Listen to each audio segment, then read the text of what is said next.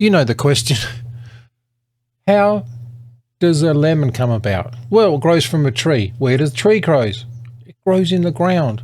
You know where this is going. If you're trying to answer that question, this is the video for you. My name's Craig and this is Morningstar Live, and this is your beginner's guide to the Bible. And it's fascinating how quickly we can go from a lemon to a lemon of a question that seems to be, well, I have no idea.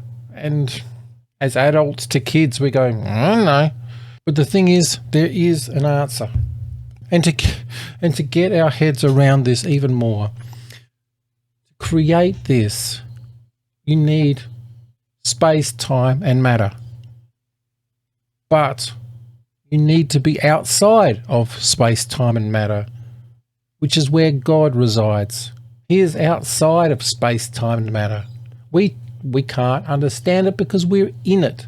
God is eternal, before, after. He is. He even says, I am. I mean, Psalm 90 verse 2, from everlasting to everlasting, you are God. Isaiah 40:28, have you not known, have you not heard?